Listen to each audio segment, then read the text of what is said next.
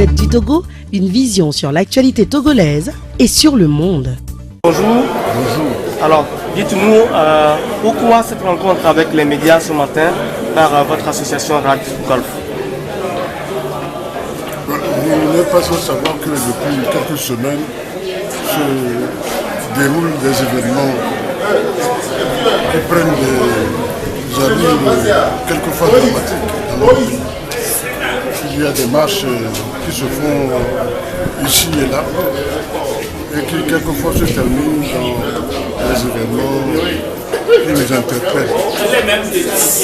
Ceci s'est passé sur le territoire de Bède au cours de la semaine dernière. Et les populations sont très inquiètes. Elles se demandent si ce qui s'est passé dans les années 90 reprend. Nous avons donc à calmer la population en lui disant non, non, non. C'est le peuple qui est descendu dans la rue, qui s'exprime. Il faut qu'on écoute ce que le peuple dit. Mais je crois que nous croyons que cette situation va être réglée. Deux raisons. Nous avons noté auprès du gouvernement depuis quelques années une volonté de réconciliation. Cette volonté doit se traduire dans les faits. Nous avons deuxièmement noté qu'il y a un mois à peine de grosses cérémonies de purification de notre pays, des souillures et des malheurs rencontrés dans le passé. On a même donné une date de 1958 à 2005 et au-delà. Cela veut dire que nos populations doivent cesser de penser à ces malheurs et de changer de comportement pour que nous soyons dans la paix et dans l'ambiance de la réconciliation. Cela veut dire aussi que l'État doit cesser d'avoir des pratiques qui créent ces situations. Il faut que l'État cesse de se présenter comme une réalité menaçante pour la population. Il faut que l'État crée des conditions de confiance qui permettent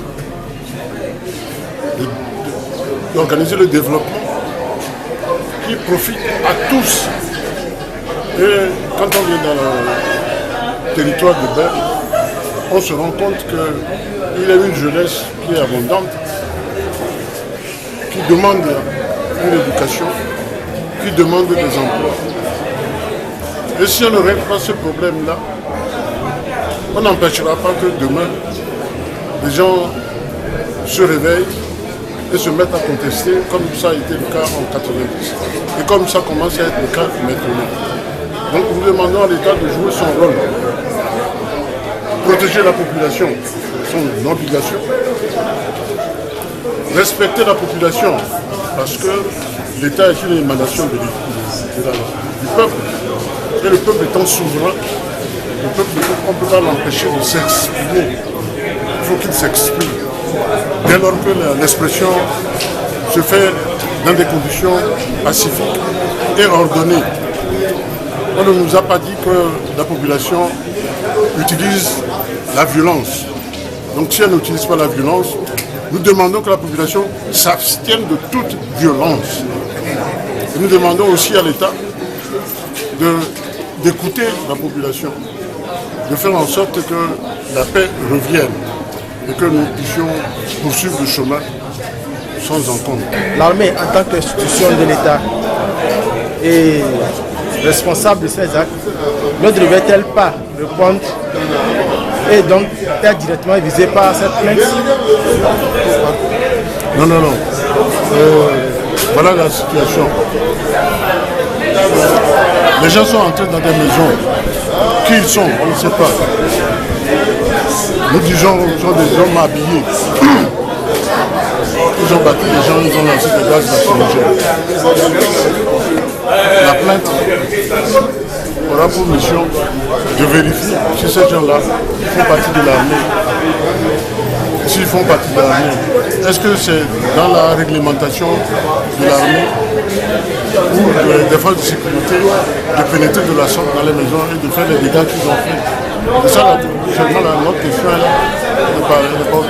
C'est nous nous attaquons pas à l'armée, nous nous attaquons à personne. Mais cette réalité-là, nous la vivons tous les jours. Nous avons vécu largement dans les années 90. Nous commençons encore à le vivre maintenant. Non, il faut que l'État remette de l'ordre dans ça. Parce que nous savons que nos forces de sécurité reçoivent des formations pour servir dans d'autres pays. S'ils vont dans d'autres pays, ils n'entrent pas comme ça dans les maisons des gens. Pourquoi ils le feraient chez nous? Pourquoi ils le feraient chez nous? Donc il y a quelque part un manque de respect pour nous. Nous sommes des citoyens qui méritent intérêt, qui méritent qu'on s'occupe de nous. Donc nous voulons faire la liste de tous les dégâts qui ont été faits. Nous poserons la question, mais pourquoi ils font ça? En nous disant, c'est conforme à la règle des forces de sécurité. Ce n'est pas conforme. On saura pour l'avenir. Voilà, ceux qui ont été battus ne vous ont pas dit, les gens qui étaient réellement rentrés chez eux pour les battre? Il y a beaucoup de vidéos qui circulent. Il faut analyser ces vidéos-là, vérifier que ce sont des vidéos véritables. Moi, je ne peux pas dire plus. Donc, si demain nous déposons la plainte, l'une des conséquences de cette plainte, c'est ces vérifications-là. On nous dira qui a fait ça, pourquoi il l'a fait. On comprendra. Merci beaucoup, monsieur le ministre. La Gazette du Togo, une vision sur l'actualité togolaise et sur le monde. Rejoignez-nous sur le www.lagazettedutogo.com ou sur nos comptes Facebook, Twitter et YouTube. Pour tout contact,